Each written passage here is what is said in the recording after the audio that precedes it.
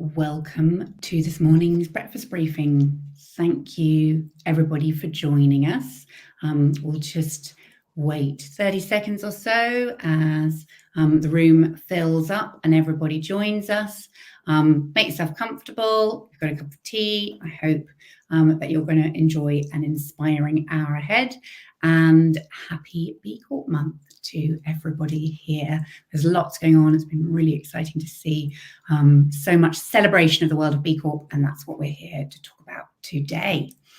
So I'm going to kick us off. I'll quickly run you through an agenda and some introductions. My name is Olivia.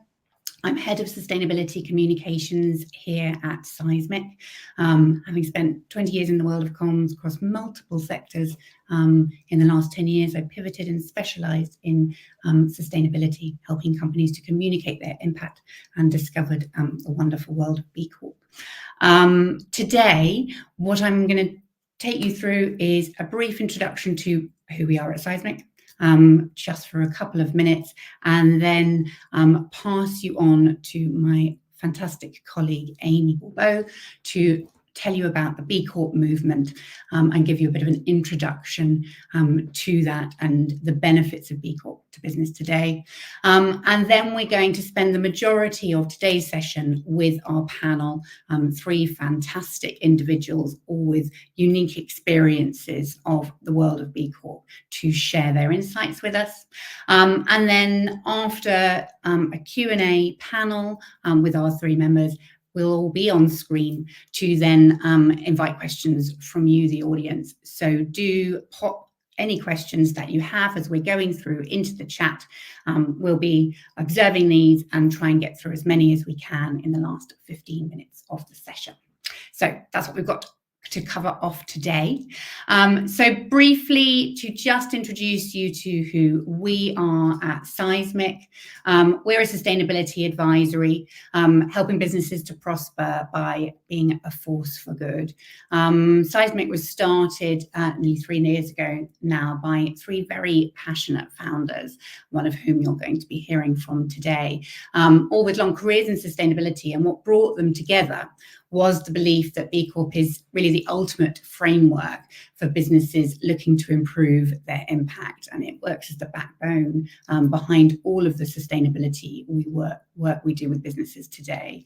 And here's just a snapshot of some of the businesses that we're fortunate enough to have worked with and help them to reach their sustainability ambitions, many of whom are B Corps.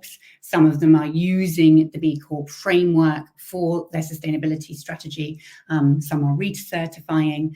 But what we have is experience of working with a real range of sectors and sizes, B2B, B2C, all of whom are looking to improve their impact. And we do that with multiple services under one roof. We cover ESG strategy, carbon, and comms. And here's just a small overview of our range of services, which I won't go into the detail of today, but all of the combined areas of sustainability that are ever evolving in this changing landscape, and that for us, B Corp holistically covers all of these areas of impact and help support businesses to ensure that they are looking at all parts of environmental and social value in their business. So today, of these services, we are talking to you about B Corp. As a team, we have over 148 years of sustainability experience between us and 57 years of B Corp experience, which is a movement that's really grown in just 10 years is pretty impressive. And we always like to ground that in the number of B impact assessments that we've actually worked through, which is 780 businesses, BIAs. So what we hope we can bring to you today is that real depth of experience of what is involved in using B Corp as a framework and taking businesses through certification. So what we wanted to ask you to do now is a little bit of a poll, as we'd really like to check the temperature in the room. And what you'll see up on your screen in a moment is four options that we would like you to check on the poll that should pop up in front of you. We'd like to ask where you are on your B Corp journey. Are you early stage, just exploring B Corp? Have you started the BIA, in which case, check number 2. Are you committed to certifying as a business, which is number 3? Or are you already a certified B Corp, which is number 4, just so that we can get an understanding of who we have in the room and how you're using the B Corp framework. So while you're filling that in, I am going to introduce you to my wonderful colleague, Amy Bourbeau, who is co-founder and chief impact officer here at Seismic. I'm going to give her an introduction because I know she won't say it herself because she's quite humble. But she is one of the first B Corp consultants that were here in the UK a number of years ago now. And since that time has helped a lot of the founding B Corps to certify and worked with B Lab, which is the non-for-profit behind the B Corp certification, to develop and train up hundreds of the B leaders that now exist here in the UK and the EU to help businesses through certification. She's trained over 360 B leaders, and we're lucky enough to have 20 of some of the best working here at Seismic. But as well as being a trainer and a coach and part of that, of founding this movement here in the UK, she is now co-founder of Seismic and helps businesses to use that framework and benefit from it in their certification. So I'm going to hand you over to the lovely Amy, who's going to share some of her valuable knowledge with you today. And I will see you later. Thank you very much, Olivia. That's very kind. I really appreciate that. And thank you, everyone, for joining us today. Very happy to be here speaking about, personally, my favorite topic, which is B Corp. And looking forward to also to hearing from our amazing panel that we have with us today as well. So I'm just having a little look at the results here. See, we've got quite a good mix. We've got about 43% of us are just exploring B Corp and figuring out if it's right for us. A quarter of people are committed to certifying, very encouraging, and about a third of people are already certified. So it's a really nice balance. And hopefully we'll all learn something new today, even for those of us who are more seasoned and certified, and for those of us who are starting out, hopefully you'll learn a fair bit too. So, without further ado, let's kind of get into a bit about the B Corp movement. So I'm going to take us through a bit of a kind of grounding of explaining the movement and some of the ways that you can kind of engage with it. And before we go into conversation, so what is B Corp? I think it's always a good place to start, and I think that we like to really narrow it down to these kind of 3 key aspects, which is, number 1, it is a management tool. So quite often, I think people, when they think about B Corp, they think about it being a certification. And it absolutely is, and we'll talk about that in a second. But first and foremost, it is this amazing tool, a kind of framework that helps you to really understand and measure your impact. Because it can be really hard when you're an organization that knows that you need to start doing something in regards to sustainability. It can be really hard to know where to start. It's quite daunting. There's all these different aspects. Oftentimes we have good intentions, but are not maybe that informed. And so the great thing about the framework of B Corp, and when I talk about the framework, I'm talking about the B Impact Assessment. So that is a free online tool that goes across the pillars of governance, workers, community, environment, and customers. This really helps us to just start out by asking the right questions and understand how we're performing. So you've got this great management tool, and regardless of whether or not you want to certify, we highly recommend using that to inform your overall sustainability strategy.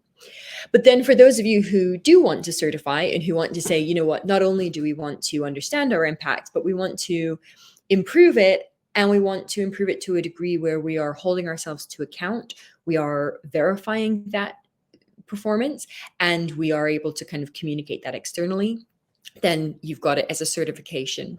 So you become certified by B Lab. It's a third party kind of stamp to say, yes, this organization is doing what they say that they're doing. And you can then kind of very confidently communicate that to your stakeholders. And once you become certified as well, you enter into, officially you enter into the community. And ultimately, on a larger scale, what this is all about and what B Corp really is at its core is a movement. It is about really trying to change the way that we do business. It's about trying to improve it and shift us from the current state, which is shareholder capitalism, where we are, the kind of system that we operate in is designed to create the most value for the fewest people. And it's about trying to shift that away to a more stakeholder-driven form of capitalism or business, to say that, yes, we absolutely want to drive profit and to be successful businesses, and profit is necessary in order for business and society to flourish. But also we can do that with people and planet alongside profit. And we can do that while considering all stakeholders that a business is impacted by and impacts, not just the shareholders. And the brilliant thing is that most of the time when we focus on people and planet as well as profit, it ends up making our profit stronger anyway. So it's a win-win all around. As well as being this movement certification framework, the lovely thing about B Corp is it is this really warm, welcoming, collaborative community. So you can see here this kind of steep growth curve, which is just continuing to grow and grow. It's very exciting. And the numbers here around, the amount of certified B Corps around the world, over 8,000 and counting, and the amount of people that work for these B Corps. If you think about that amount of influence, it's pretty big. And actually globally, there's over 250,000 organizations using the B Corp framework. So if we think about that next layer out, it's even bigger, which is really encouraging. But there's lots of great ways to get involved in the B Corp community, which is lovely as well. So whether it be joining the Beehive, which is an online platform where you can have a profile and connect with other B Corps and ask questions and share best practice and just have general kind of conversations, or whether it be B socials. So there's a lot of kind of socializing that you can do, which is just really pleasant to meet other like-minded organizations and be able to chat, enjoy, learn from each other, kind of discuss what you're up to, what they're up to, and really learn together. There's also bigger events, like there's a summit coming up in Amsterdam that will bring people from around the world. In September, there is a UK B Corp community event, which is going to be a 2.5-day festival in Oxford, full of inspiring speakers and workshops and parties. B Corp throws a really good party, so that's part of the benefit as well. And there's also working groups. So this is for organizations that want to dig in and go beyond the certification and the framework, and they want to collaborate with other B Corps to say, how can we work together on our shared challenges? And sometimes those working groups are, they bring together people from different industries, but that might have shared challenges. And sometimes they bring together people from the same industry, even competitors, but who are saying, listen, it's not about being competitive. It's about the fact that we all have this shared goal that we're trying to work towards, whether it be reducing plastic or reducing inequality or trying to fix the industry that we're in. And so let's work together to be stronger and go faster. So it's really lovely lots of different ways that you can kind of engage with that community. What I wanted to next kind of bring to life some examples of 3 lovely B Corps that we have the pleasure of working with. These are 3 of our clients, each from kind of with different experiences themselves. So we've got Piper here, who are a private equity firm, and we helped them to become a B Corp. They certified themselves. But I think what's really important for organizations on their B Corp and sustainability journeys is to think about the most material ways that you can have influence and that you can create, not only mitigate your negative impact, but create the most positive impact. And for Piper and companies like Piper, it's thinking about not only how they run their own relatively small team, but actually where the most impact that can be had is through engaging their portfolio companies. And so we worked with them to create a sustainability community for their portfolio companies, which engages them in topics regarding sustainability and encourages them to start measuring, understanding, improving their impact. And through that, a number of their portfolio companies have gone on to become certified B Corps. But yeah, 61% of those businesses engaged in the program and went on a journey because of that. So it's really thinking about that kind of sphere of influence that you have and how you can use it. We then move on to Innocent Drinks. I think no surprise, I'm sure to anybody in the audience, that Innocent is a very inspiring, innovative organization. We've had the pleasure of working with them since 2017 when they first decided that they wanted to become a B Corp. And they were quite an exception in that most of the time when companies want to certify, they have to work on implementing a number of improvements to get to the level where they're ready to certify.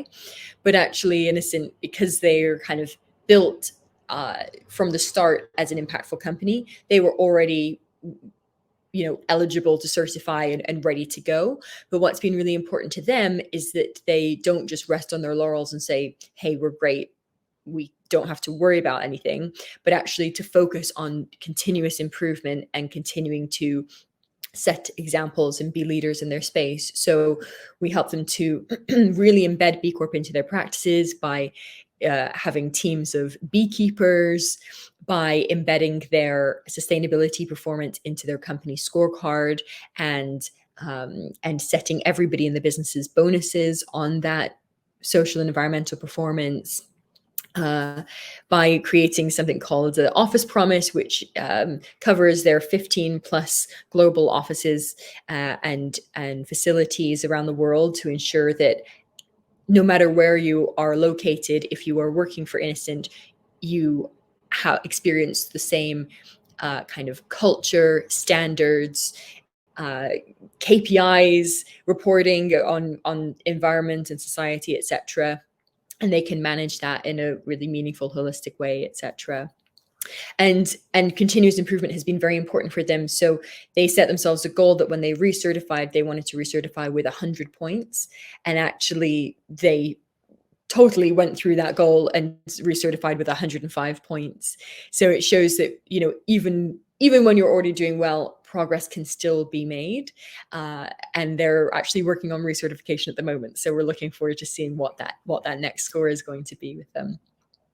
And then finally, Heyman's group, HG & Co., who are a really interesting organization who they're family run. They've been going for a long time. And so kind of opposite to Innocent, this is an organization that has, decades and generations of experience and processes and practices that actually needed to be really looked at and evolved. And there was nothing lawful in there, but it's just about kind of really using B Corp as a framework to reflect and update and move forward and make sure that you're kind of really at the forefront in regards to sustainability and impact.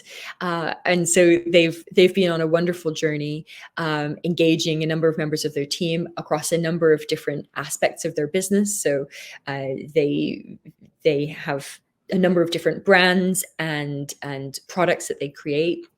And they've done a fantastic job to embed all of this in, and not long ago certify with a really great score as well. So it's been wonderful to see how using the B Corp framework has helped that organization to evolve and update and go on a journey from, you know, well below the threshold to above that score, that necessary score.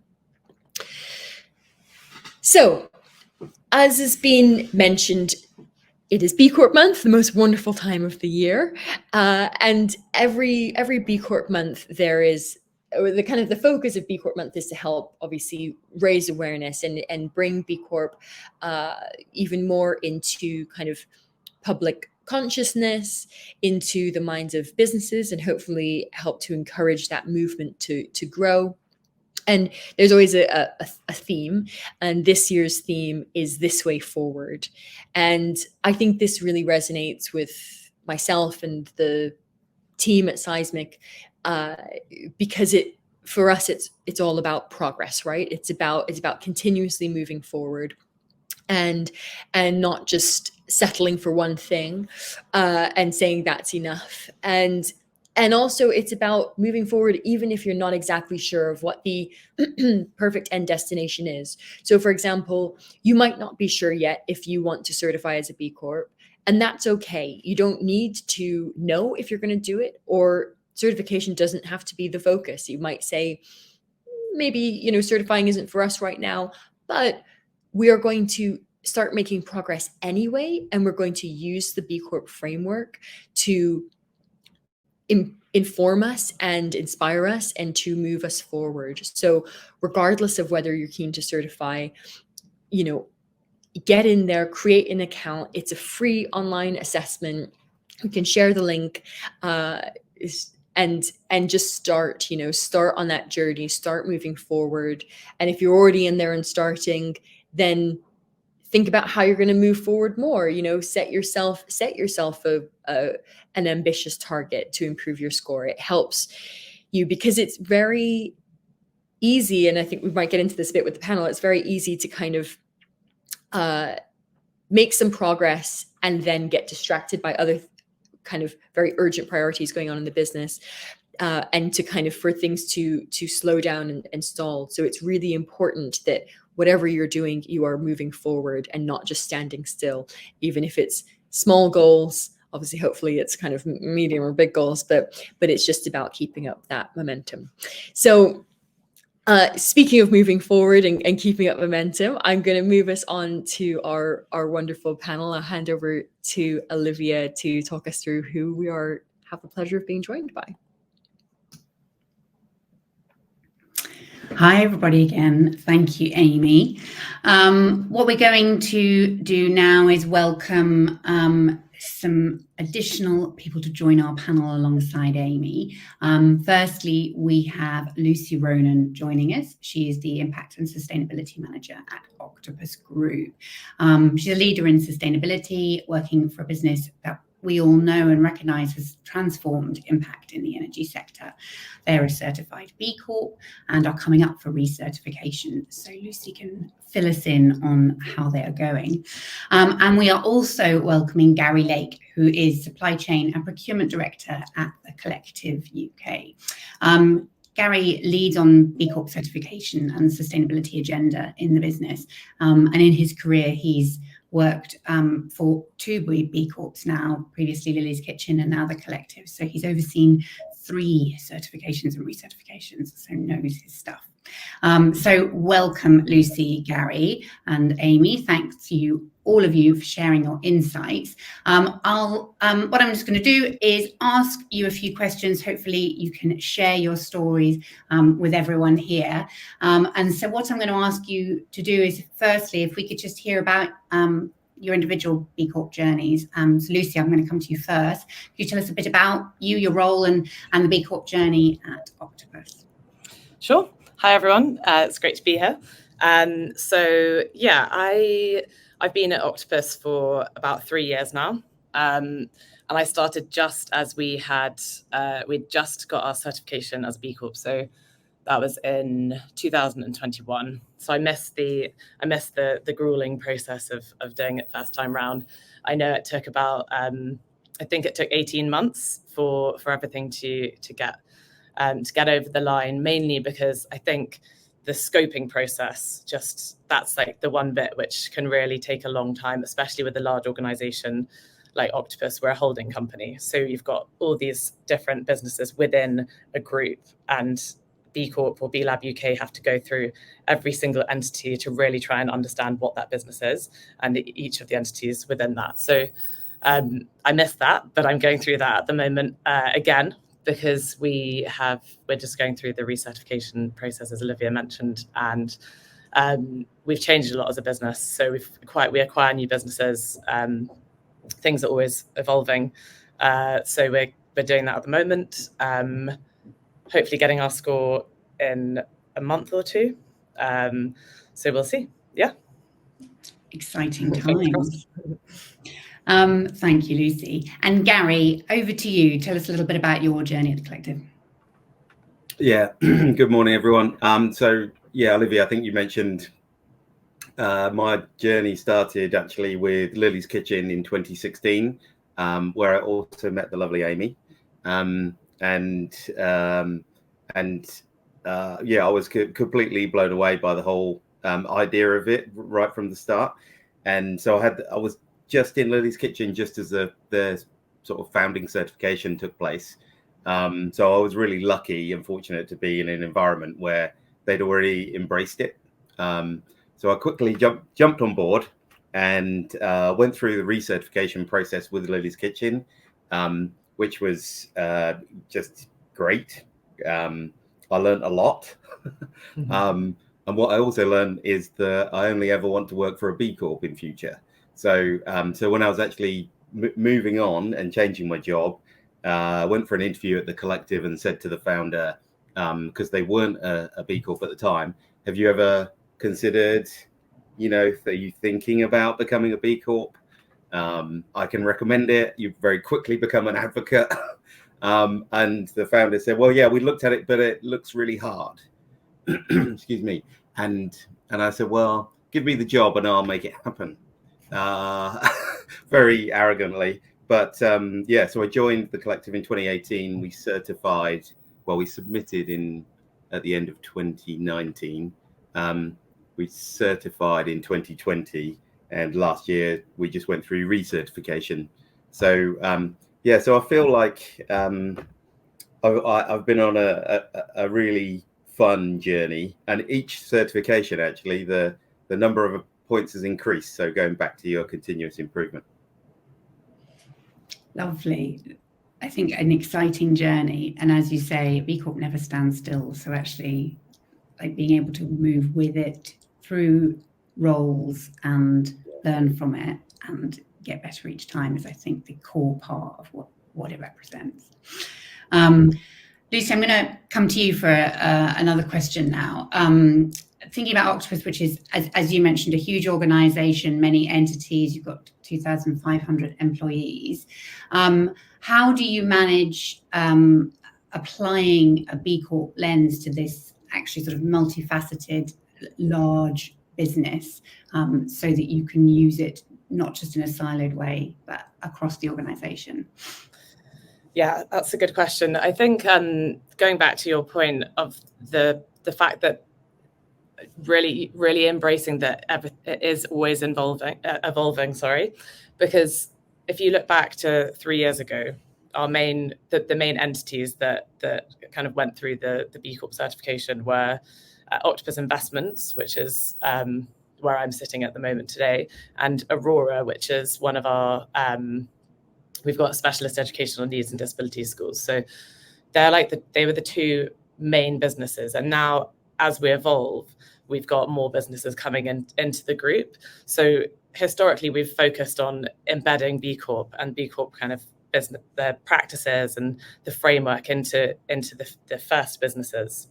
And as we acquire new businesses, I think it's safe to say that the main reason why businesses want to actually come into the Octopus group is because we are a B Corp and we make it very clear what our values are. So they come into the B Corp, that's the Octopus family, and they understand what it means already to be a B Corp, and then we work with those businesses to embed B Corp practices into those companies. And it's okay if they're not doing things perfectly at the beginning. It's always a kind of evolving process. And I think the way that we manage to do that really is through storytelling. We talk a lot about storytelling. Because if you're not really bringing to life the impact that you're having and engaging your employees, then no one's going to really understand what it really means to be a B Corp. It's super important for every employee to be able to communicate what being a B Corp means to them, and to see what it means really. Because it's not just, I always say this phrase, it's not a process that's done on the side. It's like a real culture change. And maybe when businesses first certify, it seems like a process, but it's all about going on that kind of journey and embedding it within the business, and it becomes a process. A culture, a culture change. The third thing I was just gonna say was really around repetition and in how we communicate to our mainly to shareholders and to employees. We have like all company meetings where we talk about the 5 stakeholders every month. We embed it into our onboarding processes.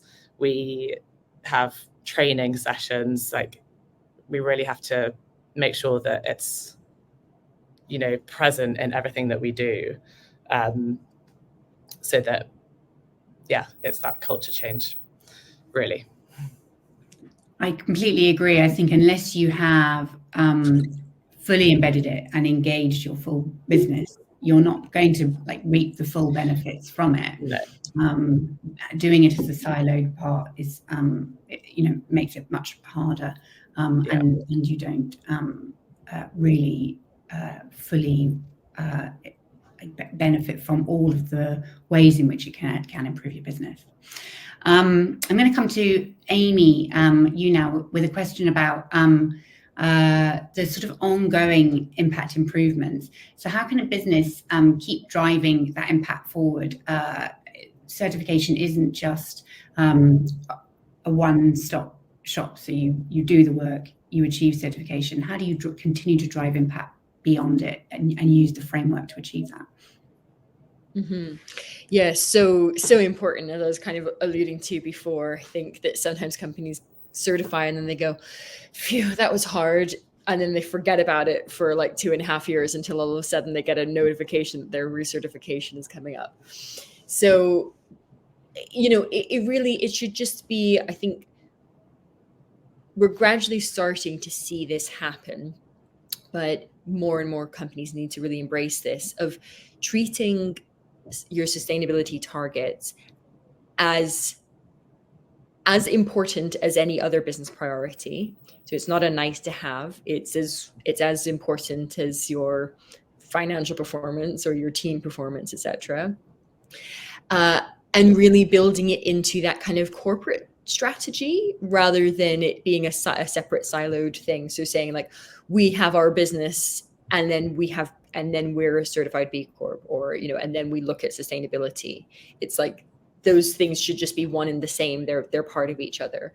So I think really kind of building overall goals into your company strategy, setting yourself company goals, we're going to recertify with this many points, or if you're working towards certification, we're going to certify it all, and then filtering that down throughout. So it should, obviously, it's kind of having the whole company be accountable to it, but also individual leaders and teams within the business having the relevant roles and responsibilities for them to be able to look after their contributions to that. So specific KPIs in people's day-to-day performance requirements, so that again it's being treated as a part of each person's role rather than as a separate special project on the side. And of course, the thing that really motivates people, tie it to your company bonus, because that's one way to make sure that people will pay attention. Helpful tips. Thank you, Amy. And they talk a lot, I think, to what Lucy, you were saying of how you embed it in a company. So Gary, I wanted to come to you and also ask about that. What do you feel the impact your B Corp journey at the collective has had on the company's culture and the way in which you've embedded it? Sure, yeah, totally agree with the other panelists. For me, the collective already had solid foundations, already had a nice culture. It was, set up by two chefs, and the founders had this kind of feeling that they want to do things in the right way, but they didn't really have a structure for it. So I think the impact on the company culture of going through the B Corp process, it's really been a culture add. So it's built on those solid foundations. And one of the ways in which we did that was at the beginning of the process for certification, we set up a voluntary B Champions team. So I essentially said, okay, I'm going to be here in this room this day and this time, an hour a month. Anyone in the business can come and join. We're a relatively small business, so we're 35 people. But to my surprise, like half the business turned up. And I think everyone just wants to get involved. All we tried to do was create the space for them to do that. And what that then facilitated was a load of discretionary effort. People want to be involved, and they started coming up with ideas of like, well, could we do this and could we do that? I'm like, well, yeah, we could. It's totally within our gift to propose those things and and then take those forward. And when we started taking some of those ideas and implementing them, well, that of course created its own momentum, and it's now sort of an idea about our whole anything that we do as a business, whether it's like which charities we want to support, what are we doing with our product design, what corporate partnerships have we got, what are we doing for our next like team event. All of those ideas are coming from the team, and I think that makes it part of everybody's role. So that's been was the first thing. That then I think you follow that up with the structure, which is okay, and here's the ideas that you had about what our targets should be, and we'll make those our targets, and here's the structure for that and the scorecard. And that means then we can put those scorecard elements into each one of our objectives for the year and put it into each one of our job descriptions. So now it's structurally embedded as well as, culturally. So I think it starts with the culture and getting everybody involved, but that's the way it's manifested itself for us. Thank you. Really useful insights and some tips for other people to think about in how to really make sure it's embedded. We're going to move our questions into some of the more practical parts. A lot of the questions we often find when we hold events like this are like some of the detail around how you certify, what's involved, what does this mean for my business? So if you do have questions, please pop them in the chat, and we will try and come to some more specific ones if anyone does have them at the end. To start us off, I'm going to come to you with Amy with a sort of practical question just about the time that goes into achieving certification. You've obviously helped hundreds of businesses go through the journey. What's a sort of overall idea of that time scale that people need to put in? Yes, the question that I most dread being asked because it's different, obviously, very much company to company, and it's so dependent on a number of factors. For example, how much resource do you have internally to commit to the effort that needs to go into the certification process? Also, where are you starting out from? So, as I mentioned, Innocent started out with a score well over 80 points, which is the score that you need to certify. Some companies start out with a score of 30 points. And so obviously it's going to take a different amount of time for those organizations to work towards their goal.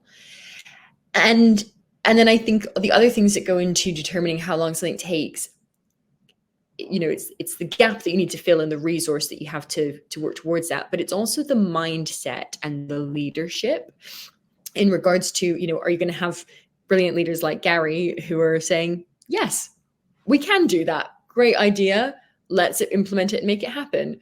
Or quite often there's challenges where you're maybe having to win people over a little bit and swim slightly against the tide and kind of influence people to make these decisions. Or there's a mindset of that's too hard or we can't do that. So really, I guess I'm trying to speak to some of the factors that you want to influence to try and make it go faster and also just more smoothly and be more comfortable. But to answer your question, I think on the whole, for an average company with an average amount of resource and an average score, you're probably looking at, I would say, a year from start to finish is impressive, and maybe a year and a half might be a little bit more realistic. And that's from kind of starting out on your journey. It takes you, a month or two to understand, first of all, your foundation of where you're currently at, how you're performing, and then a bit more time to understand how you're going to fill that gap of where you are now to where you want to be. Then obviously you need to work on implementing those improvements, which in itself, depending on what the gap is, takes a number of weeks or months. And then you submit your assessment, and then you need to go through the verification process with B Lab, which very excitingly, the queue, which was once very long, has now shortened a significant amount. But it still takes time to kind of go through that process. You're looking at kind of probably 2 to 5 months for the verification process with B Lab. So there's it's not a snap your fingers and it's done. Thanks, that's helpful. Hopefully people now understand perhaps the stages involved. Lucy, I'm going to ask you a question about recertification. So for those that aren't aware, once you certify as a B Corp, you need to go through the process again every 3 years to recertify. And a lot can change in a business in 3 years. So as Amy mentioned before, if you pause and then pick it up again, when you come around to certification, you'll find that it might almost be like starting at the beginning again. So Lucy, can you give us any learnings as you've gone through this recertification? Sure, and I think it is actually quite similar to going through it first time round. Like the process itself, not that I did it before, but it seems to be very similar. But I think from the moment that you certify to, as both Amy and Gary have said, to the recertification time, that is like the key time to really engage your teams. And I would almost and as Gary has done amazingly, pinpoint people across the business who A, really care, and B, have influence, and bring them on board and almost sit down with them and show them the impact assessment and show them the kind of questions that we're going to be getting asked in 3 years' time. Obviously, it's very forward thinking, but it takes time to implement things. And so I did this when I first started, I went through with our learning and development team, for example, all the sorts of things that we get asked in the impact assessment. And amazingly, so many things we've done in those 3 years, which have just become natural because people build it into their plans. They're thinking for the year ahead. They're thinking we should do training on neurodiversity. We should do all these sorts of things. And that's a really key way to just for things to flow naturally, rather than, as Amy, I think you mentioned, you have, we've got 1 year till we're recertifying, quick wins, that attitude is the attitude you want to try and not have.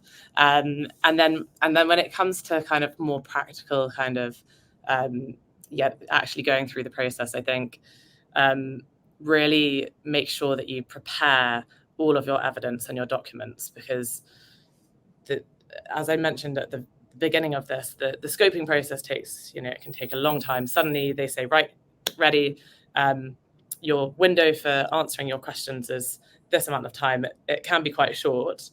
And then then you get asked lots of comments on the impact assessment, and you have to upload all this documentation. If you don't have that saved, that period of like 2 weeks would be an absolute nightmare. So you have to work with your business to collect that information and save it down and just have it ready to go. And there's a lot of back and forth. And one other thing I would say is it's because the analysts who are reviewing your business essentially and how it operates, they obviously don't work in your business. So you have to really try and like put your shoe on, what's the phrase? Sit in their seat and see, work with them to understand exactly what you mean, because sometimes they might assume something or assume that you don't do something, and you do. So you have to really look at the comments and work with them to try and show them that maybe you just do things slightly differently, but you are doing it. That's been really interesting for us, where I've had an eagle eye and realized, I think they've misunderstood or misinterpreted what we do here. So yeah, that's just a kind of practical tip. It's helpful, Lucy. I think that evidencing stage, the nuance of the detail, is often what can trip people up. Yeah. It's where they feel they might know, or we basically doing this. The evidence that B Lab requires is quite detailed, and they might tick a box and not provide that evidence, and then you miss the points. It's something that we see with clients a lot. So it is diving into that detail is important. Gary, I'm going to come to you actually with a question that we've had from the audience about supply chain, which is obviously your role. Great. So I thought it would be helpful to pass this one to you. From Mark, thank you. They've asked how you've approached B Corp with your supply chain and partners, and I wondered if you can share a bit about what's that involved. Yeah, it's a really good question, and as it is internally, also externally, everyone's going to be at a different part of the journey. So we've certainly got some suppliers in our supply chain who are not necessarily B Corps, but are further on their, let's say, ESG journey. So I think to some degree, engaging with the supply chain, we've kind of set a baseline. So, and the B Corp framework helps you to do that. So making sure you've got really clear standards of your suppliers and what you expect from them. So that was actually really helpful because it meant that we could go to all of our suppliers and say, right, here's what we expect from you. And we actually need you to sign up to that to be our supplier. And then, they've got a choice, haven't they? they can either, argue and say that's not for them. Fine. We can work on that. But overwhelmingly, no one has ever refused. No one has ever said, no, I don't really want to get involved in improving, the way I do my business. So I think sometimes it can be a bit scary approaching suppliers and saying, well, we really want to know everything that's going on inside your factory and everything that's going on with all of your suppliers and what the farmers are doing. Sometimes, there can be some confidentiality issues, but I've never had anybody refuse to engage in the process. The other thing, sometimes it's just to make it contractually required. and then it's very clear from the beginning you're signing up to a contract where you've got to operate in this way. Helpful advice, thank you. And I think more and more, like sustainability as a whole has to think about your entire operations, your supply chain through to your customers, as well as shareholders, and that's what that full overview of thinking about all your stakeholders is so important for. And I think B Corp does very well. Really does force you to engage with your supply chain. So thinking about that broader stakeholder, we have a really interesting question that talks about that mindset that we are trying to shift in the world of B Corp from shareholder primacy to stakeholder. And so the question, thank you, Brett, is how do you break through that mindset and that focus on shareholders for listed companies to consider this full group of stakeholders for a sustainability agenda. Would anyone like to volunteer to share their thoughts on that? I can give it a go. Although Octopus is a private company, so it is slightly different. But one thing that we are trying to do and have been trying to really kind of hammer home is the commercial benefits of being a B Corp and of stakeholder primacy. And Amy, you mentioned it earlier when you did your presentation, is to demonstrate how, considering your stakeholders is not only, it's not just a nice thing to have. It's not like something that we should be doing because it's the right thing to do, but it will actually increase share price and you'll retain and attract staff. It gives you license to operate in different sectors and to continue to innovate and do new things. And I think we sometimes get like institutional investors, for example, might come to us and say, "Oh, you're B Corp. Does that mean that you care less about making money in a crude sense and more about doing the nice things?" And that's just it's an educational gap there that people just don't understand the value that being a B Corp or just general kind of wider stakeholder capitalism, people don't get that. So that's the kind of language and message that we're trying to get across on a day-to-day basis. I hope that's helpful. It is. I think this is a really important mind shift that is constantly working and requires us all to think about how we make it and how we make move the dial and get people to think differently. Another question we've had here in the chat that relates to this very point is from Justin. Thank you, about talking about how, having worked with a lot of companies, he says many, despite pushing B Corp, many businesses don't see or trust the financial returns that have been put forward or anticipated as a result of B Corp certification, and how he asks how do we provide the proof points behind that. So Justin, we also face that a lot. Obviously, we're an advisory who are helping businesses through B Corp, but we sometimes have to cross the barrier of convincing a board that it is going to be of benefit to them, and it is going to create growth, value creation, and financial returns.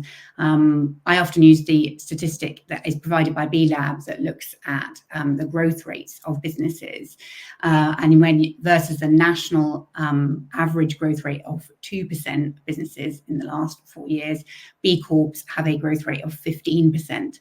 And I think that's a phenomenally strong statistic to highlight that actually you put in place those practices around impact, and you are, as a result, putting in place practices and processes that do improve the growth of your business. So I'll move to another question now, which is perhaps a practical question that is from Annette Hill. Thank you. Sounds like you're at verification stage, and you've achieved your over 80-point score of submission, and you're just asking about like that evidence point. So perhaps Amy, you can answer a question for us on at what point do you start adding all that evidence and putting in the detail behind your point score for B Lab? Mm-hmm. Yes. So, first of all, congratulations on being at this stage of the journey. That's incredibly exciting. And what I would say is, so you have the ability to add comments and information to every question within the assessment. Do not do that. Wait until you see what B Lab are requesting commentary and evidence for, and then only upload that information once it's been requested, because giving extra information and evidence will only cause you a lot of time and energy, and also will then kind of trigger B Lab to need to look into more things than they need to. So best to keep it uniform and just answer when you're asked. However, Lucy made a really important point before in the importance of you being prepared with that evidence and all that information kind of behind the scenes. So not putting it up on the platform yet, but making sure that you have it so that you feel really confident that any question within the assessment, if you were asked about it, you would have something to refer to that has an explanation of why it's been answered in the way that it has been. And if it's relevant, accompanying evidence to show how that calculation has been made, or what the policy says, or whatever the relevant piece is for that question. Thank you, Amy. Very helpful.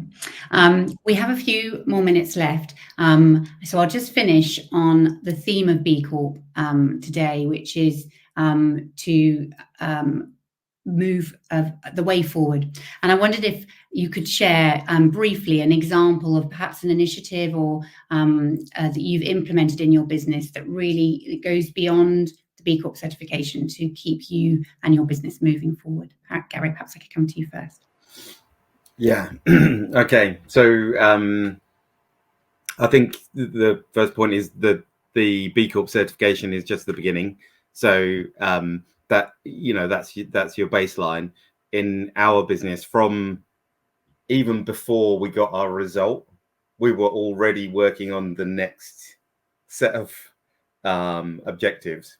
So because the BIA, the impact assessment online, the free tool, it's always open for you to use. So you can be working on that all the time, and it doesn't matter what stage of the process you're at, actually.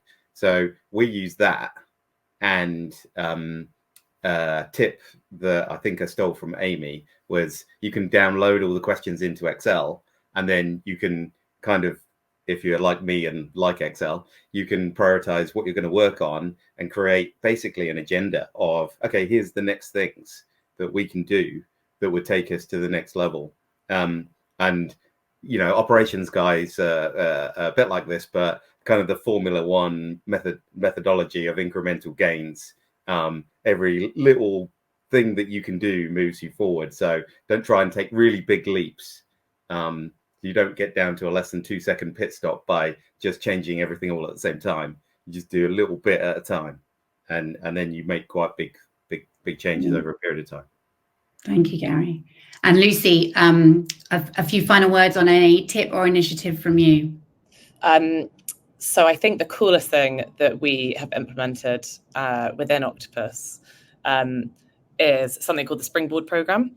And that is an employee initiative which has now branched out to entrepreneurs outside of Octopus. But it basically is a opportunity for Octopus employees to pitch who have business ideas. We're all about entrepreneurship and encouraging innovative new ideas.